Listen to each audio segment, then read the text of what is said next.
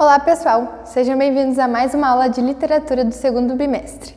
Hoje nós daremos continuidade na nossa leitura do livro A Mala de Hannah, que foi escrito por Karen Levine e publicado pela editora Melhoramentos.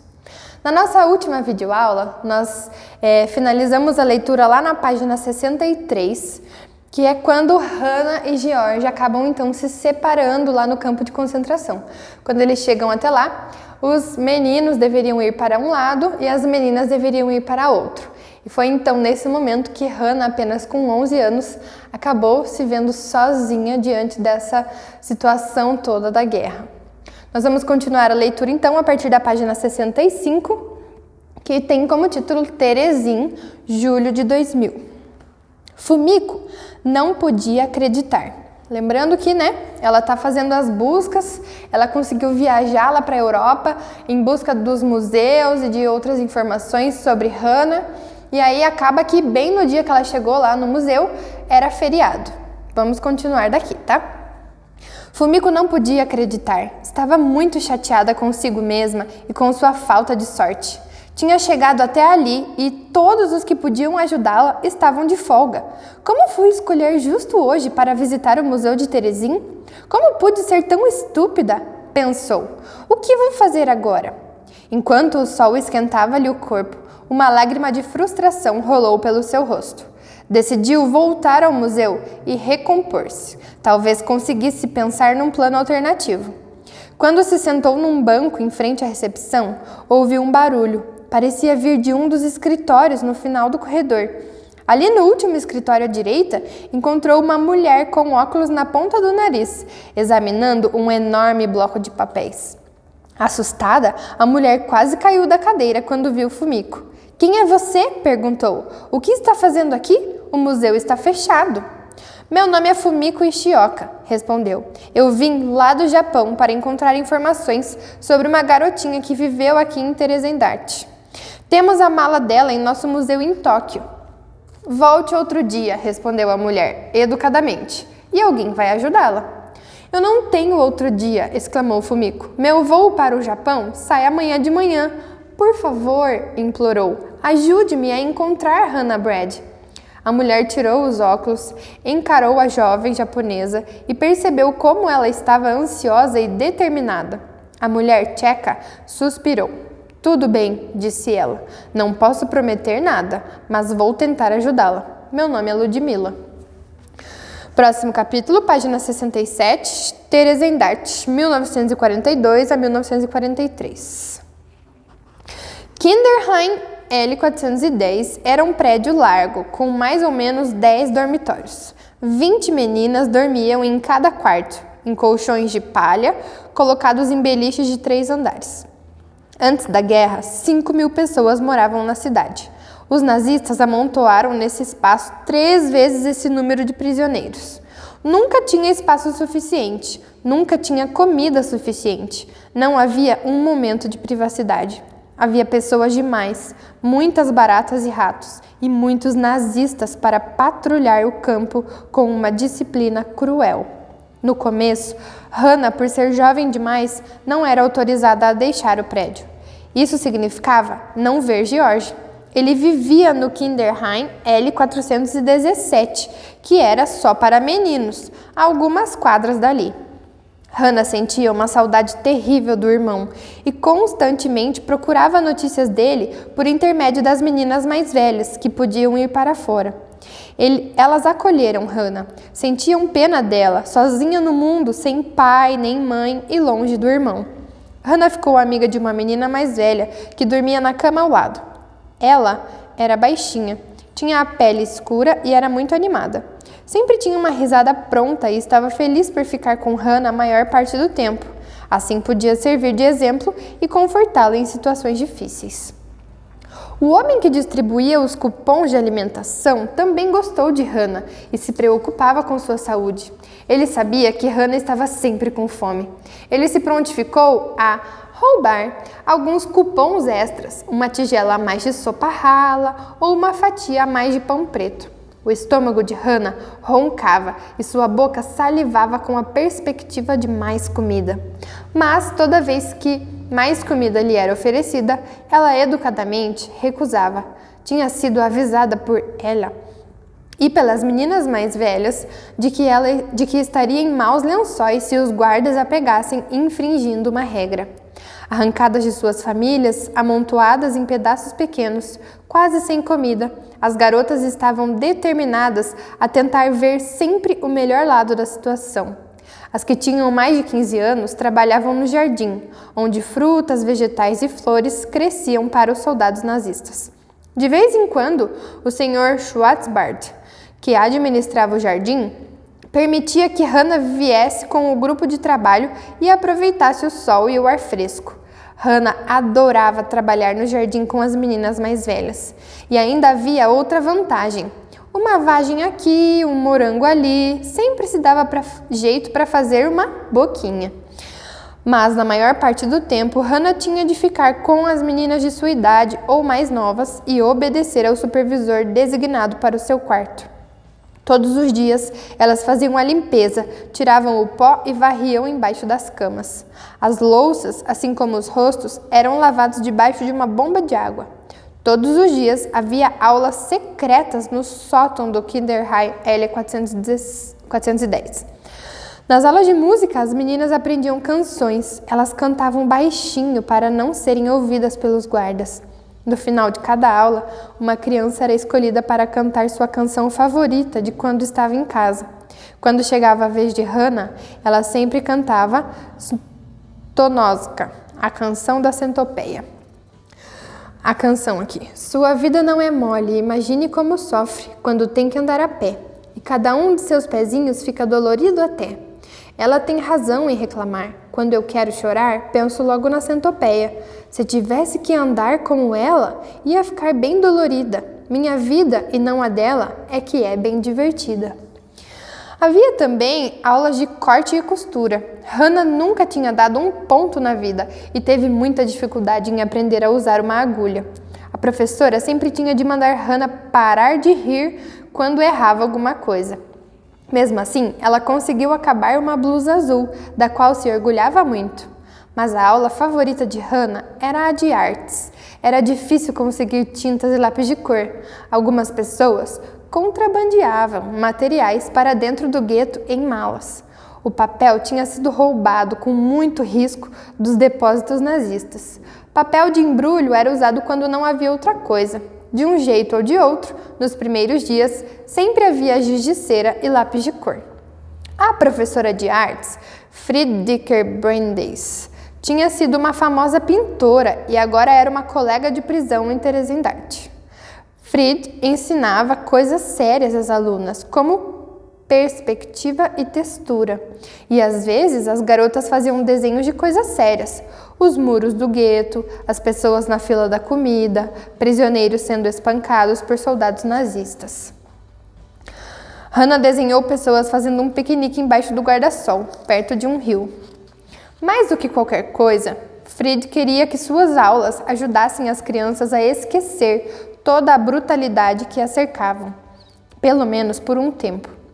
Pensem em espaço, disse a Hannah e as outras meninas. Pensem em liberdade. Deixem a imaginação viajar. Mostrem-me o que está em seus corações. Coloquem isso no papel. Como recompensa, ela costumava levá-las ao terceiro andar do prédio para que ficassem mais perto das estrelas.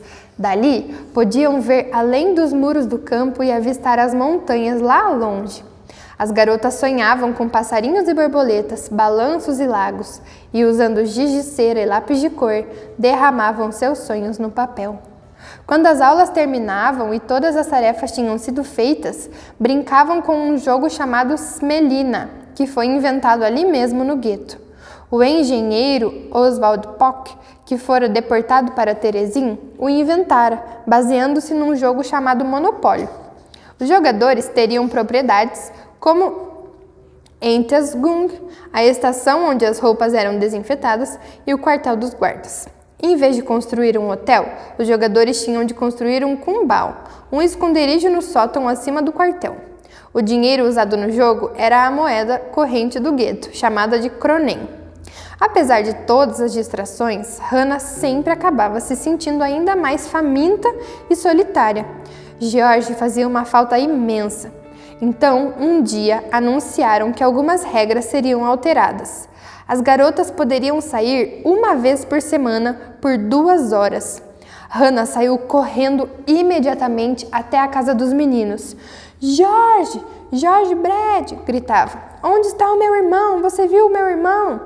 Ela corria de quarto em quarto, perguntando a cada menino que encontrava. Estava tão ansiosa para encontrar o irmão que até abriu a porta do banheiro dos meninos. E ali estava George, no seu novo trabalho de encanador. Que reencontro feliz foi aquele! George deixou as ferramentas no chão e Hannah caiu em seus braços. Eles riram, eles choraram. Milhões de perguntas saíram descontroladamente da boca deles. Você está bem? Alguma notícia de mamãe e papai? Está comendo bem? Dali em diante, aproveitavam cada oportunidade para se encontrar. George levava a sério a responsabilidade de ser o irmão mais velho. Ele sentia que era sua obrigação proteger Hannah e se certificar de que ela não se metesse em confusões. Ele queria que ela estivesse o mais saudável e feliz possível quando encontrassem os pais novamente. Hannah também era muito devotada ao irmão. Em Terezin, onde nunca havia o suficiente para matar a fome, os prisioneiros recebiam um pequeno bushta, uma rosquinha frita, uma vez por semana. Hannah nunca comia a sua. Ela entregava sua rosquinha a George para que ele ficasse forte e continuasse um doce. A menina percebia que mais pessoas chegavam a cada dia. Homens, mulheres e crianças vinham de toda a Tchecoslováquia e de outros países europeus. Todo dia, um novo grupo desembarcava de trem e Hannah ia procurar rostos familiares. Às vezes, quando se sentia bem, aproximava-se de estranhos e perguntava: Você conhece meu pai e minha mãe? Você esteve num lugar chamado Ravensbrück? Minha mãe está lá. Você sabe alguma coisa de Carol e Marquetta Brad? A resposta era sempre a mesma, mas era dada com bondade e compaixão, sem disfarçar o sentimento de pena. Não, querida, não conhecemos seu pai e sua mãe, mas se soubermos de algo, qualquer coisa, iremos procurá-la e lhe contaremos tudo. Um dia, um rosto familiar apareceu, uma velha amiga de seus pais que não tinha filhos. No começo, Hannah ficou animadíssima por encontrá-la. Qualquer coisa que lhe recordasse seu antigo lar e aproximasse um pouquinho mais de seu pai ou de sua mãe já era um conforto. Mas, de repente, para todos os lugares que Hannah ia, a mulher estava esperando por ela. A cada esquina, lá estava ela. Ela apertava as bochechas de Hannah e a beijava. Um dia, ela foi longe demais. Vem aqui, pequenina, disse ela, estendendo a mão. Lembre-se de como nos divertimos juntas. Não se acanhe, não fique sozinha. Você pode vir me ver todos os dias. Pode até me chamar de mãe. Eu já tenho uma mãe, rebateu Hannah. Vá embora, deixe-me sozinha. Hannah se recusou a vê-la de novo. Ela sentia a falta de sua verdadeira mãe e ninguém ia tomar o lugar dela.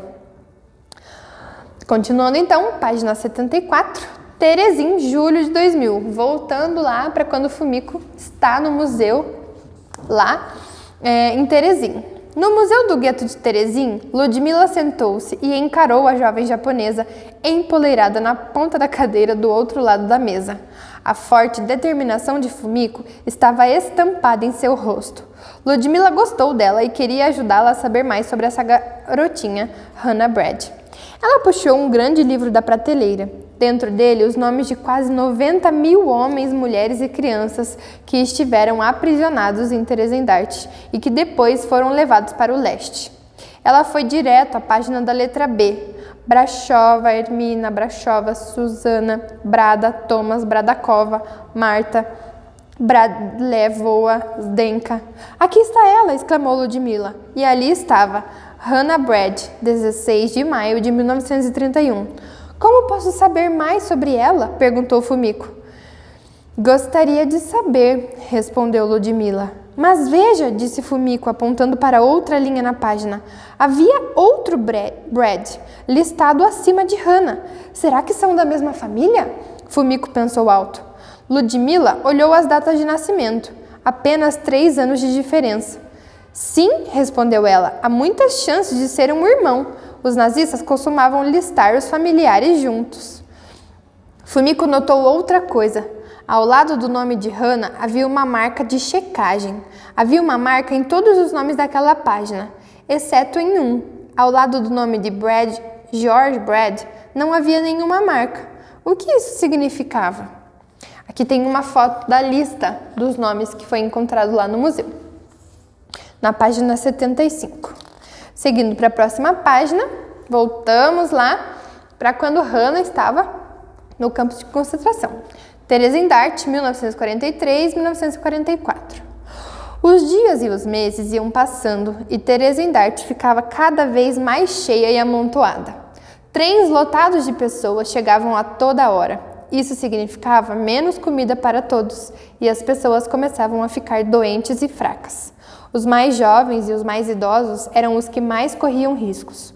Um dia, depois de 1 ano no gueto, Hannah recebeu uma mensagem urgente do irmão.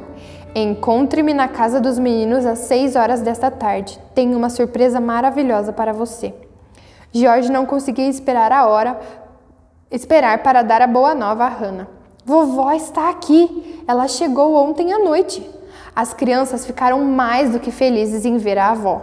Também ficaram preocupadas. A avó de George e Hannah era uma mulher culta e refinada, que vivia confortavelmente na capital, Praga.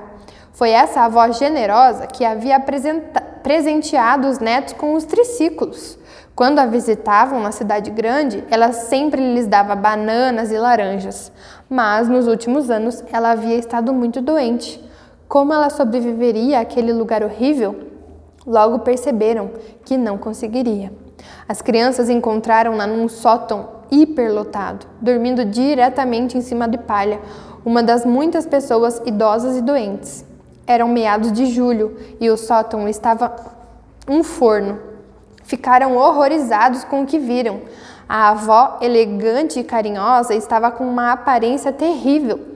Seu lindo cabelo branco, antigamente tão penteado e arrumado, estava todo embaraçado. Suas roupas estavam rasgadas e gastas. Eu trouxe um desenho para você, exclamou Hannah, achando que isso faria sua avó sorrir. Mas esta quase não conseguia virar a cabeça. Então Hannah pegou seu desenho e dobrou como um leque. Descanse, disse, enquanto abanava a avó. Hannah sentiu-se orgulhosa de poder fazer alguma coisa para ajudá-la. Hannah logo soube que os idosos em Theresienstadt eram os que recebiam as menores porções de comida. A comida que sua avó recebia nunca era suficiente para matar a fome e estava sempre cheia de bichos. E não havia remédios. As crianças a visitavam sempre que podiam e tentavam animá-la com presentes que haviam feito e com canções que haviam aprendido. Este pesadelo vai acabar logo, dizia George. Mamãe e papai estão contando que permaneçamos fortes, dizia Hannah. Todavia, depois de 3 meses, sua avó estava morta. Além de George e Hannah, poucas pessoas perceberam. A morte estava em todos os lugares. Tantas pessoas morriam todos os dias que o cemitério já estava lotado. Apoiando-se um no outro, Hannah e George se lembraram dos tempos felizes com a avó e choraram juntos. Conforme as pessoas iam sendo despejadas em Terezin, outras, aos milhares, eram levadas embora, eram esmagadas em vagões de carga e enviadas para um destino desconhecido no leste. Rumores sobre essas viagens se espalharam dentro dos muros do campo. Alguns tentaram se convencer e convencer os outros de que uma vida melhor esperava pelas pessoas que iam embora no trem. Mas, conforme o tempo passava, chegavam histórias de campos de extermínio e assassinatos brutais em massa, que se espalhavam rapidamente. Quando ouvia as pessoas falando dessas coisas, Hannah tapava os ouvidos. As semanas passavam e a temida lista de pessoas a embarcar era colocada em cada prédio. As pessoas que tivessem um nome nessa lista deveriam se apresentar num auditório próximo aos trilhos em 2 dias.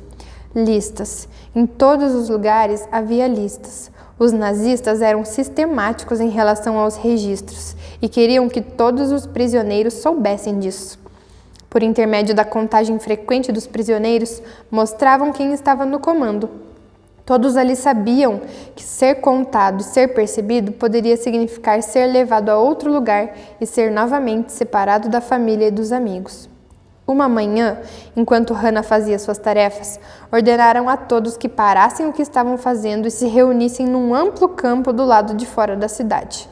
Todos, jovens e idosos, marcharam para fora, escoltados por soldados nazistas que carregavam metralhadoras. Ordenaram que ficassem ali, sem comida e sem água, e então os prisioneiros pressentiram que algo terrível estava para acontecer. Hannah e as outras garotas nem ousavam cochichar entre si. Hannah não conseguia aceitar que seria separada de George, ou das outras garotas do Kinderheim L410, que haviam se tornado como irmãs. Já não era suficiente que seus pais tivessem sido separados dela? Ela ficou ao seu lado, tentando animá-la com sorrisos e piscadelas. Mas, depois de 4 horas esperando, Hannah já não conseguia conter o desespero. Ela começou a chorar. Ela tirou um pequeno pedaço de pão que estava escondido dentro do casaco. Coma isso, Hannah, silenciosamente implorou. Vai se sentir melhor. Mas as lágrimas de Hannah não paravam. Então a amiga virou-se e olhou para ela. Ouça atentamente o que vou dizer, sussurrou. Você está infeliz e com medo. É assim que os nazistas querem nos ver. Todos nós. Você não pode dar essa satisfação a eles, Hannah. Não pode dar aquilo que eles querem. Somos mais fortes e melhores do que isso. Seque essas lágrimas, Hannah, e faça uma cara corajosa. Miraculosamente, foi o que Hannah fez. O comandante nazista começou a gritar nomes. Todos seriam chamados. Finalmente, depois de 8 horas, suportando o vento frio, os prisioneiros ouviram a ordem de voltar para os barracões.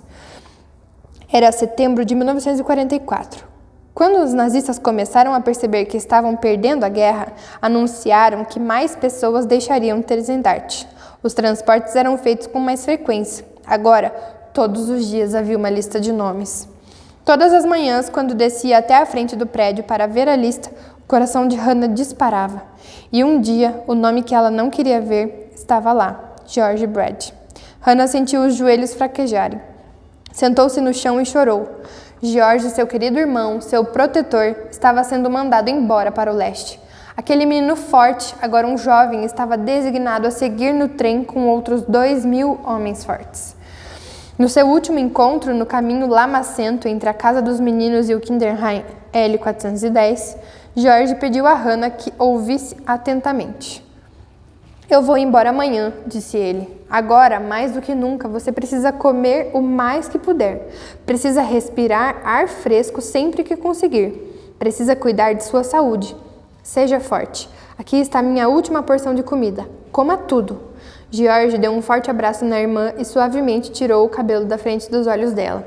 Eu prometi a mamãe e papai que cuidaria de você e a traria de volta para casa, sã e salva, para sermos novamente uma família.